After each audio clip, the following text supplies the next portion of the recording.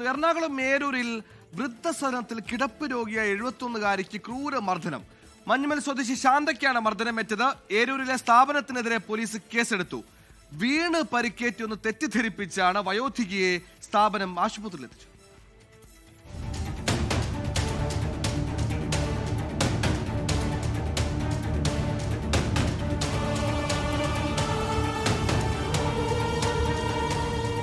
ഭർത്താവ് മരിച്ച ശേഷം സഹോദരിയുടെ സംരക്ഷണയിൽ കഴിഞ്ഞ 71-കാരിയെ താൽക്കാലിക സംരക്ഷണത്തിനാണ് ബന്ധുക്കൾ എരൂരിലെ വൃദ്ധസദനത്തിൽ എത്തിച്ചത്. വയോധികയെ കാണാൻ സഹോദരിയും മകനും എത്തിയപ്പോൾ ചുണ്ടുപൊട്ടിയതായി കണ്ടിരുന്നു. അപ്പോഴും വയോധിക ബന്ധുക്കളോട് ഒന്നും പറഞ്ഞില്ല. പിന്നീട് വീണ് പരിക്കേറ്റു എന്ന പേരിൽ ജനറൽ ആശുപത്രിയിൽ എത്തിച്ചപ്പോഴാണ് തനിക്ക് നേരിട്ട ദുരിതം ഡോക്ടറോട് വയോധിക പങ്കുവച്ചത്. സ്കാനിങ്ങിൽ വാരിയലിന് പൊട്ടലേറ്റതായും കണ്ടെത്തി. ഇതോടെ വിവരം പോലീസിൽ അറിയിച്ചു. വയോധികയുടെ മൊഴി രേഖപ്പെടുത്തിയ ശേഷം hill palace police FIR register ചെയ്തു.